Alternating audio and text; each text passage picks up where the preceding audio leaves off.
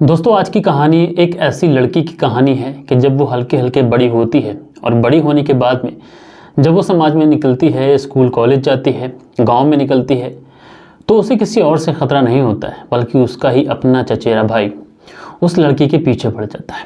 और अक्सर वो अपनी चचेरी बहन को अपने झांसे में लेने की कोशिश करता, उसे बहलाता, फुसलाता, उसे समझाता, लेकिन वो जो लड़की है हमेशा इस बात से इनकार करती। लेकिन ये जो चचेरा भाई था, इसके ऊपर मानो उस लड़की का एक इस तरीके से नशा छाया हुआ था कि ये उसकी माँ से भी बात करता है और उससे भी कहता है कि वह उससे शादी करना चाहता है। लेकिन उसकी जो माँ है ये कहते हुए इनकार कर देती है कि तुम उसके चचेरे भाई लगते हो। लेकिन दोस्तों आज की घटना एक ऐसी घटना है कि जब इस चचेरे भाई को मौका मिलता है, मौका मिलते ही जब ये पाता है अपनी बहन को अकेले, उसके बाद में जो करता है उसके साथ में, यकीनन वो हैरान करने वाला होता है।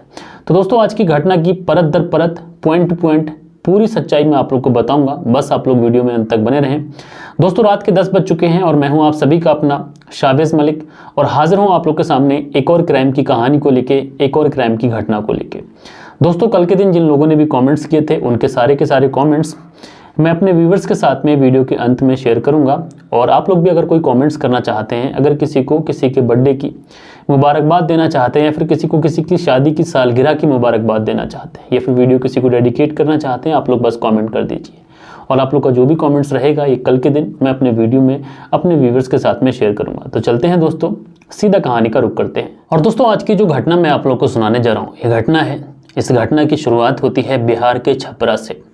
दोस्तों बिहार के छपरा में एक गांव पड़ता है, जदौली गांव, और यहीं पर एक परिवार रहता है। इस परिवार के अंदर एक लड़की रहती है। इस लड़की का नाम मुस्कान, मुस्कान जिसकी उम्र मात्र 14 साल।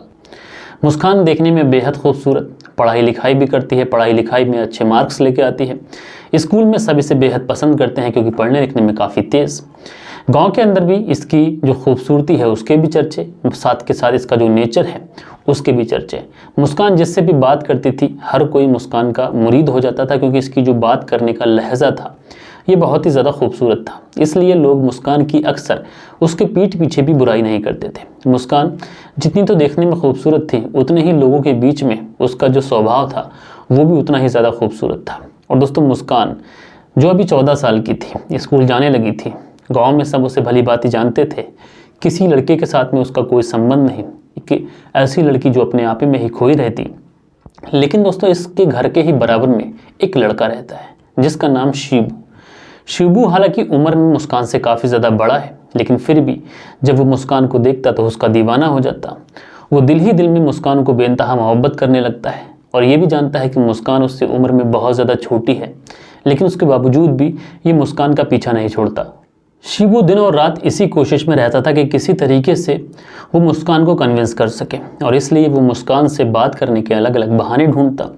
लेकिन जो दूसरी तरफ मुस्कान थी ये बिल्कुल भी इन सारी चीज़ों से अनजान थी कि शिबू उसको किस तरीके से देखता है, शिबू आखिर चाहता क्या है। दरअसल जो मुस्कान थी ये तो सिर्फ इसको अपना चचेरा भाई मानती थी और जब भी मिलती थी इसे तो भाई कह के संबोधित करती थी, क्योंकि जो शिबू था ये इसका चचेरा भाई था, उम्र में भी बड़ा था, इसलिए मुस्कान इसकी बहुत ज़्यादा इज्जत करती थी। वहीं दूसरी तरफ शिबू तो कुछ और ही सपने संजो कर बैठा था। जहां मुस्कान इसको अपना भाई मानती थी, शिबू मन ही मन में मुस्कान को अपनी पत्नी मान चुका था और वो किसी भी एंगल से मुस्कान से शादी करना चाहता था, मुस्कान को अपनी पत्नी बनाना चाहता था। लेकिन दोस्तों मुस्कान को इस बात का बिल्कुल भी ज्ञान नहीं था और वो सारी बातों से बेभरम थी। अब दोस्तों शिबू अपने काम पर भी नहीं जाता था, इसके मन में कोई भी ख्याल चलता था उस ख्याल के अंदर मुस्कान आती थी।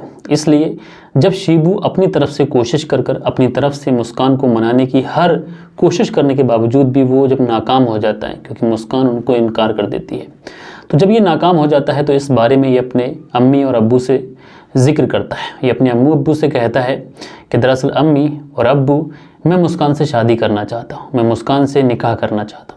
कायदे में जब इसके माता पिता ने ये बात सुनी थी, चूँकि ये उम्र में भी काफ़ी बड़ा था और अपनी चचेरी बहन के लिए ये इस तरीके की बात कर रहा था, तो इसके अम्मी अब्बू को इसे डांटना चाहिए था। लेकिन कहीं ना कहीं इसके जो अम्मी अब्बू होते हैं वो भी इसके सपोर्ट में आ जाते हैं। वो कहते हैं कि ठीक है, अगर तुम मुस्कान से निकाह करना चाहते हो तो हम उसके अम्मी अब्बू से बात करेंगे। उसके बाद में न जाने किस तरीके का दिल लेकर ये लोग आखिरकार मुस्कान के घर पहुंच जाते हैं। और मुस्कान के घर जब ये पहुंचते हैं तो भाई जो है था वो बहुत ज़्यादा खुश हो जाता है। वो कहता है कि भाई आइए। उसको नहीं पता था कि ये लोग आखिर आए क्यों हैं। उसके बाद में इन्हें बिठालते हैं, चाय पानी को पूछते हैं, सारी खैरियत वगैरह पूछी जाती है। उसके बाद में ऐसे ही बातों का जब सिलसिला शुरू होता है तो जो शिबू है उसके जो पिता हैं वो मुस्कान के अब्बू से कहते हैं कि हमारा जो शिबू है उसका निकाह तुम अपनी बेटी मुस्कान से कर दो। दरअसल जो शिबू है वो मुस्कान से बेइंतहा मोहब्बत करता है और इन दोनों का निकाह हो जाएगा तो ठीक रहेगा। अब जैसे ही ये बातें मुस्कान के माता पिता सुनते हैं उनके तो मानो जैसे काटे खून नहीं रहता है। एक 14 साल की बच्ची और ये अपने इतने बड़े बेटे का रिश्ता लेके आए हैं और सबसे बड़ी बात ये थी कि इन दोनों का जो रिश्ता था वो चचेरे तहरे बहन भाई का था। यानी इस तरीके का रिश्ता ये लेके आए हैं। तो कहीं ना कहीं जो मुस्कान के माता पिता थे उन्हें ये बात बहुत ज़्यादा नागवार गुजरती है, इसलिए ये इस रिश्ते से साफ तौर पे इनकार कर देते हैं। वो कहते हैं कि तुमने सोचा भी कैसे कि तुम मुस्कान की शादी अपने बेटे शिबू से कराओगे। और इसी बात को लेकर इन दोनों के बीच में काफ़ी ज़्यादा झगड़ा होता है। बात यहाँ तक पहुँच जाती है कि आखिर ये लोग चले तो जाते हैं, लेकिन अब इन दोनों ने एक दूसरे के घर आना जाना बंद कर दिया था। एक दूसरे की शक्ल भी ये लोग देखना नहीं चाहते थे, क्योंकि बात जो थी वो काफ़ी ज़्यादा बिगड़ चुकी थी। अब दोस्तों दोनों परिवारों में शादी की बात को लेकर बात जो थी वो काफ़ी ज़्यादा बिगड़ चुकी थी। शिबू जो था वो लगातार अपने माता पिता से इस बात को कहता कि माता पिता जाइए, रिश्तेदारों के द्वारा फोर्स करिए, किसी भी तरीके से मुस्कान और उसके परिवार को मनाइए। इधर जो मुस्कान का परिवार था ये अपने बड़े भाई के घर यानी कि इस तरीके से नहीं पहुंचते हैं। इन्हें लगता है कि अगर ये इनके घर जाएंगे और कोई भी बातचीत होगी तो ये लोग रिश्ते का दबाव बनाएंगे, इसलिए इन दोनों परिवारों में अब काफ़ी ज़्यादा दूरी बन चुकी थी। अब दोस्तों उसके बाद में एक तारीख आती है जुलाई का पहला रविवार। अब दोस्तों जुलाई के पहले रविवार को इस लड़की मुस्कान की जो माँ थी जिसका नाम अजमेरी, ये किसी काम से बाहर जाती है। अब जैसे ही ये अपने घर से बाहर जाती है तो इसके घर में इसकी जो बच्ची मुस्कान है वो अकेली रह जाती है। पिता भी बाहर काम पे गए थे। अब जैसे ही वो बाज़ार से लौट के आ रही होती है तो देखती क्या है कि उसके घर के अंदर से जो शिबू है उसके पिता जिनका नाम निजामुद्दीन, उसका भाई एक दूसरा जिसका नाम गयाजुद्दीन और एक और व्यक्ति, 3 लोग जो अजमेरी थी उसके घर से निकल रहे होते हैं। यानी जो मुस्कान है उसके घर से निकल रहे होते हैं और बड़ी ही तेज़ी में निकल रहे होते हैं। अब जब इस हालात में अपने घर से अजमेरी इन 3 लोगों को निकलते हुए देखती है, जबकि इन लोगों के साथ में इनका उठना बैठना था ही नहीं, यानी एक दूसरे के घर आना जाना बंद था। जब इस तरीके से देखती है तो ये तो एकदम घबरा जाती है कि आखिरकार जिन लोगों से हमारा उठना बैठना नहीं, जिन लोगों के हमारा जाना आना नहीं, आखिर वो लोग उसके पीछे उसके घर क्यों आए। तो ये घबरा कर उनसे पूछती है कि आखिर तुम उसके घर क्यों गए थे। लेकिन वो लोग इस अजमेरी का कोई भी जवाब नहीं देते, उसकी बात को आई गई कर देते हैं और तुरंत वहाँ से 9 तो 11 हो जाते हैं। अब अजमेरी जो है भागी भागी दौड़ी दौड़ी घर के अंदर जाती है, देखती है कि घर के अंदर तो सब कुछ ठीक है। तो घर के अंदर जैसे ही पहुँचती है तो वहाँ तो सब कुछ ठीक होता है। बेटी जो मुस्कान है ये चादर ओढ़कर सो रही होती है। माँ सोचती है कि शाम का टाइम है, बेटी थक गई है, हो सकता है कि सो गई हो। लेकिन जब वो काफ़ी ज़्यादा घर का काम वाम कर लेती है उसके बाद में जैसे ही थोड़ा बहुत समय गुजरता है 10-15 मिनट का, ये अपनी बेटी को आवाज़ भी देती है। लेकिन जैसे ही आवाज़ देती है तो इसकी बेटी उठती ही नहीं है।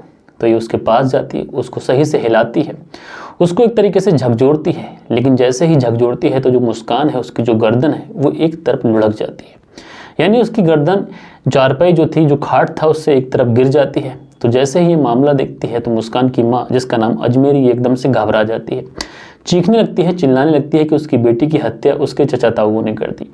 तुरंत गांव के लोग भी दौड़े दौड़े भागते हैं और जो लोग 3 भाग रहे थे घर से, थोड़ी ही दूर पहुंचे होते हैं, लोग उन्हें भी भागकर पकड़ लेते हैं।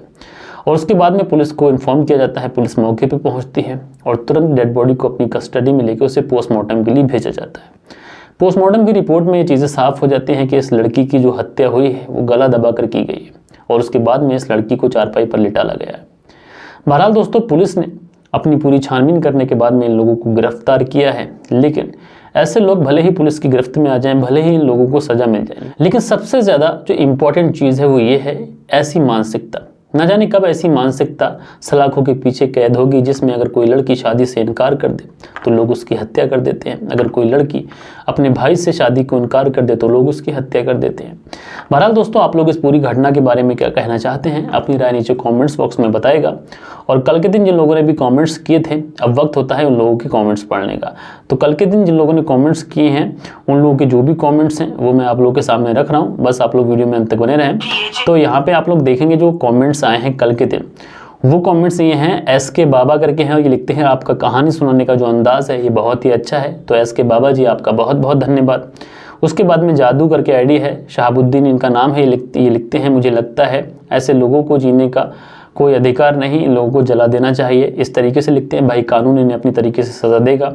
उसके बाद में देव कुमार जी हैं, ये लिखते हैं सर इंसान का सोचा मन जो है वो सीखता है, बहुत ही गलत दिशा में जा रहा है, आपकी स्टोरी से सुधार आ रहा है, थैंक्स आप सभी स्टोरी चैनल को, आपकी मेहनत से देश में क्राइम कम होगा। उसके बाद जो अगला कमेंट्स है तुलेंद्रा लिखते हैं, नमस्कार सर, मेरी तरफ से सभी व्यूअर्स को दशहरा की हार्दिक शुभकामनाएं।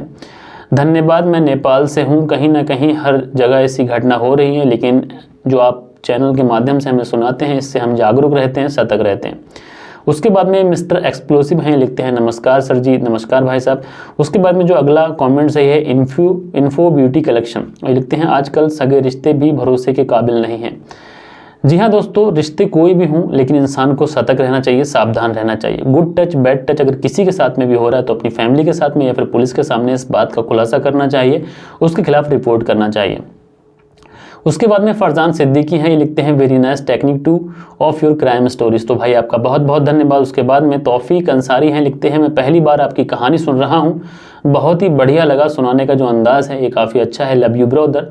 तो भाई तौफीक अंसारी जी आपका बहुत बहुत धन्यवाद। उसके बाद में जहा हैं, ये लिखते हैं सर शाहिद मैं कुवैत से हूँ और आपकी कहानी रोज़ सुनता हूँ, और जो आप स्टोरी सुना रहे हैं इसमें आप रुकना मत, आपका बहुत बहुत धन्यवाद। उसके बाद में नेहा कक्कर हैं, ये लिखते हैं बहुत बहुत शानदार। उसके बाद में रंजीत सिंह हैं, गुड नाइट सर, तो भाई गुड नाइट। उसके बाद में रविंद्र सिंह हैं, ये लिखते हैं ये वारदात सर मेरी जानकारी में है, सत्य घटना है, जीतू मेरे आसपास की बात है। उसके बाद में जो अगला कमेंट्स है यह है फैशन डिज़ाइनर करके, बहुत ही गलत किया भैया लड़के के साथ, उसको भी सज़ा मिलनी चाहिए। मेरा नाम गुड़िया कुमारी है भैया, तो गुड़िया कुमारी जी आपका बहुत बहुत धन्यवाद। उसके बाद में यूज़र KN है, अमरेश कुमार, ये हमारी कहानी डेली देखते हैं। उसके बाद में नासिर पठान है, ये बोलते हैं कहानी बहुत अच्छी है। उसके बाद में अनुज गोदारा है, ये लिखते हैं कि सर जी गुड नाइट, और भी इन्होंने कुछ बातें लिखी हैं। उसके बाद में जयपाल हैं, लिखते हैं भाई जी अयोध्या अब फैज़ाबाद अयोध्या ही है, और मेरे विचार से आप अयोध्या ही लिखें, बाकी मर्जी आपकी है, आप जो लिखना चाहें तो लिखें। उसके बाद में जो अगला कमेंट्स है पेटीएम अर्निंग करके, लिखते हैं 2 दिन से मैं बिजी था, मेरी वाइफ को बेटी हुई है, मेरी बेटी का नाम अरीबा फातिमा है। तो पेटीएम अर्निंग, आपकी जो बेटी है अरीबा फातिमा, आपको आपकी बेटी बहुत बहुत मुबारक हो, बहुत बहुत बधाई उसकी, और उसकी किस्मत अच्छी हो और आगे चल के वो आपका नाम रोशन करे। उसके बाद में सुबोध कुमार जी हैं, ये डेली कमेंट्स करते हैं, BSF सिलीगुड़ी से हमारी कहानी देखते हैं, तो भाई आपका बहुत बहुत धन्यवाद। दिलीप कुमार हैं, जय माता दी। उसके बाद में अरुज कौर हैं, ये लिखते हैं दिलीप कुमार गुप्ता कानपुर से, तो भाई आपका बहुत बहुत धन्यवाद। उसके बाद में सैफलानी है, ये लिखते हैं सर मैं आपकी वीडियो सऊदी अरब से देखता हूं, तो भाई आपका बहुत बहुत धन्यवाद। फैशन डिज़ाइनर हैं, ये लिखते हैं बहुत ही गलत किया भैया लड़के के साथ, और मेरा नाम गुड़िया कुमारी है। तो ये कुछ कमेंट्स थे जो कल के दिन लोगों ने किए थे। बहरहाल आप लोगों को कहानी कैसी लगी आप लोग कमेंट्स बॉक्स में बताइएगा। हम लोग मिलते हैं कल के दिन किसी और क्राइम की स्टोरी के साथ में, जब तक के लिए अपना ख्याल रखें, देश का ख्याल रखें। जय हिंद, जय भारत।